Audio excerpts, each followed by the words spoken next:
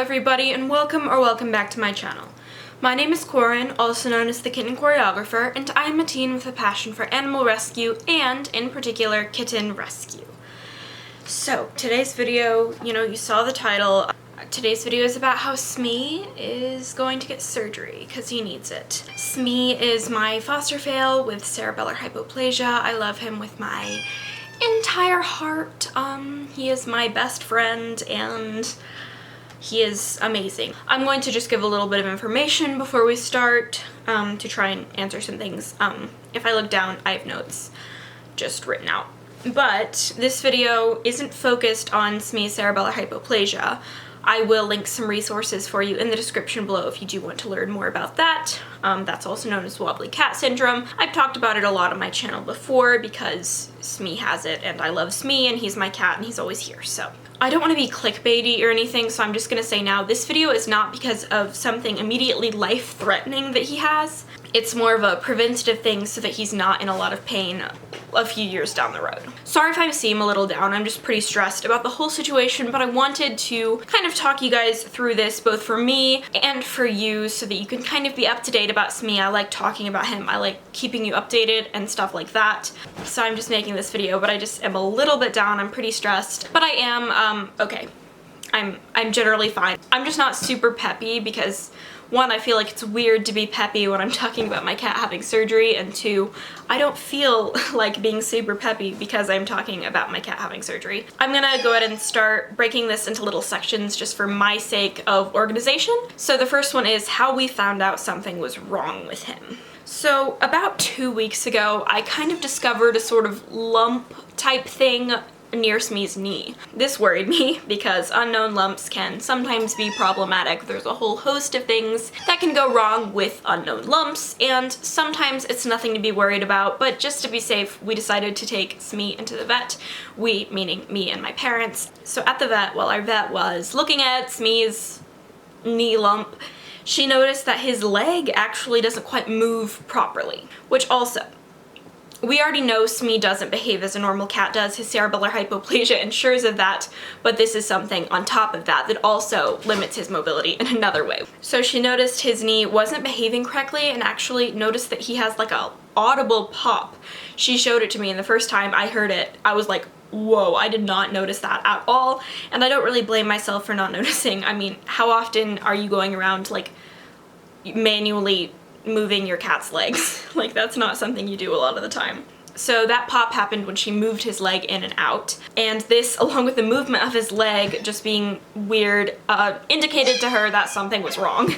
If you hear cat screaming, that is Lovebug and Sweet Pea, my foster kittens, who are currently wrestling. So what she realized with his leg was actually that his knee became displaced, a little displaced as he moved in and out. So that is problematic. She did determine that the lump was nothing, but that lump, I kind of see it as a little like thank you lump because it kind of showed us that something was wrong.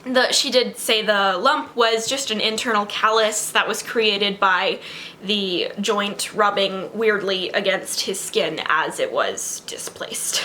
And he doesn't just have a problem in that one leg, she realized he has it in both hind legs, although it is worse on the leg that has the lump. Or the callus, it's not actually, it's like not just a lump. So after that we had a consultation with the surgeon at our vet's office. It's a office with several vets, and there's the vet we go to for Smee, and then there's a surgeon that specializes more in surgery.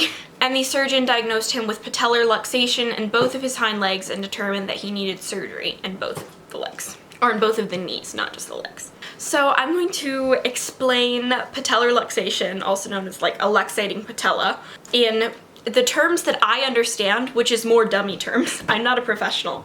I also don't have a huge understanding of this particular condition because I just found out Smee had it. I literally never heard of it before, and I'm just beginning to do research, so there's that. I'm not fully versed on this subject, so if anything is wrong, I'm sorry. But I am linking all my sources for this information in the description below so you can check, but I'm trying.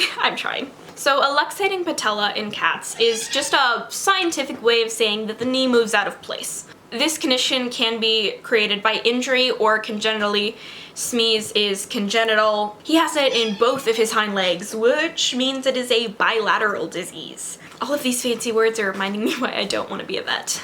I definitely want to learn about his condition though, so I'm trying. So now I'm going to talk about why this is a problem. Why is it a problem that his knees pop out of place? It is not always necessary to correct patellar luxation, especially in cats because surgery is expensive. But Smee, I wouldn't say he has a severe case, but he doesn't have a mild case. Depending on the severity of patellar luxation, the cat might need surgery. If you hear squeaks, I'm sorry, that's family. And of course, Smee needs surgery because he takes after his parent, and we both have very complicated medical stuff. Nothing can be easy, apparently. So Smee doesn't have high pain levels right now, only some discomfort and potentially mild pain, but he will if he doesn't have surgery. He is high risk for arthritis and also future other pain in his knees because they aren't developed correctly, like the joint isn't. And we, of course, don't want him to be in pain, so because we have the means, we are opting for surgery to correct it. Once the surgery is over and he is recovered, Smee will be more mobile. For him, he's never going to be mobile like a normal cat because he's not a normal cat. He's disabled and he always will be, but once these surgeries are done and he is recovered, he will have more movement in his leg. He won't have a hard time pulling his leg back in, which he does now because the knee is popped out of place and sometimes it won't go back into place when he wants it to. So he will have more movement. This is me indicating how he's gonna have leg movement.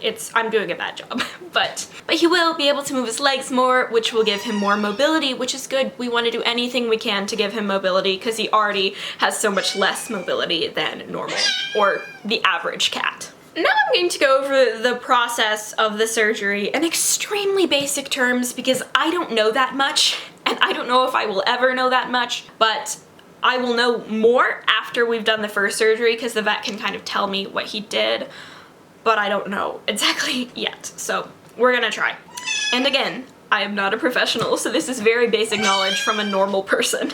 I don't remember exactly what my vet said will happen because I've been very stressed because of this whole situation, and you know, she throws around a lot of fancy words. I did find an article on patellar luxation in cats and it describes the surgery, and from what I remember, this sounds about right.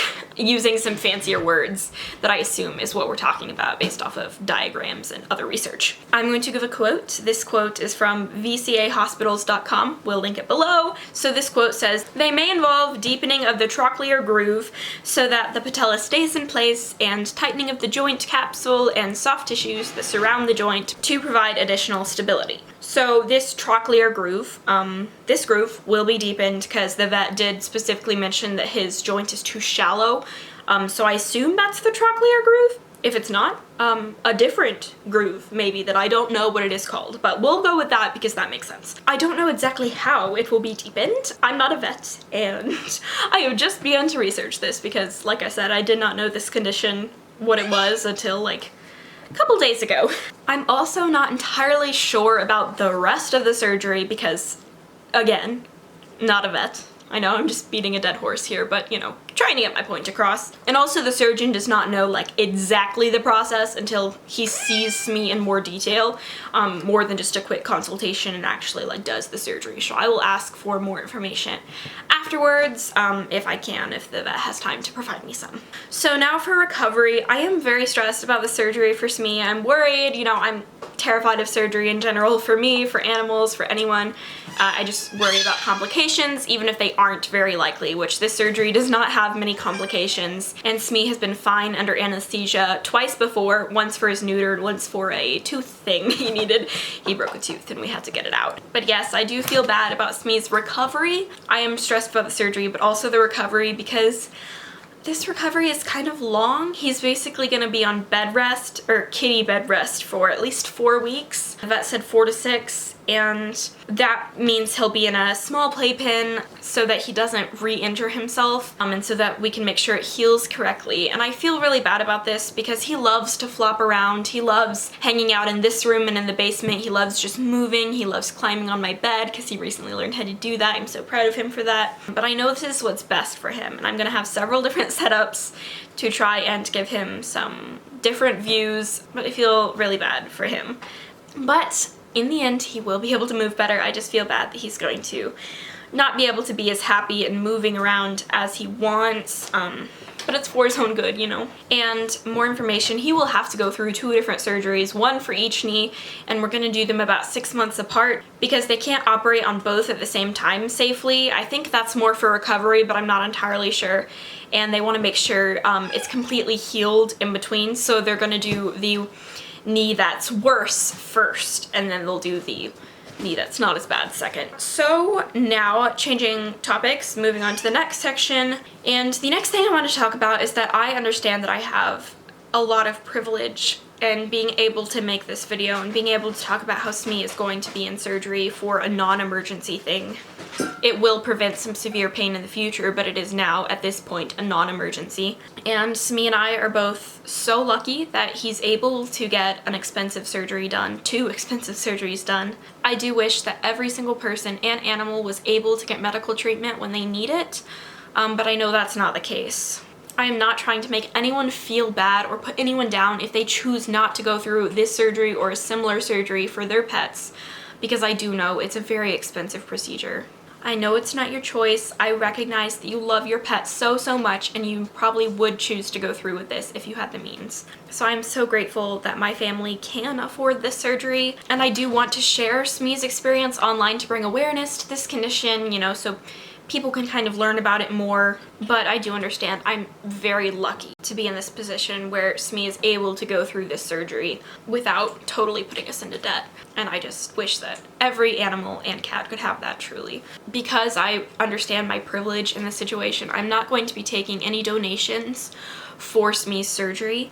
If you want to donate in spirit of Smee and in spirit of helping kittens, I will leave a donation link to the rescue I work with, Itty Bitty Kitten Rescue, in the description below. And if you were thinking about maybe donating to Smee, if I had that as an option, donate to them instead. I know that we have some medical cases come in sometimes, and just kittens in general, so many kittens. And so if you do want to donate to help kittens, that would be great, but I'm not taking any donations for Smee. And I will be making more videos about Smee as this situation progresses, but if you do want more frequent updates, those will go on Instagram at the Kitten Choreographer, also linked in the description below. There's going to be so many links, but for those of you that don't have Instagram, I will be posting here as well, so you're not going to be left completely in the dark. We will hopefully schedule his first surgery for 1 to 2 weeks from now, and I just want to say thank you so much for all your support of Smee. Like, literally, I feel like everyone that comes across me loves him. He had a TikTok video of mine go semi-viral a little bit ago. That was cool. But thank you, and let's all send well wishes to Smee because I'm really nervous and stressed and anxious about this surgery, but hopefully it will all go well.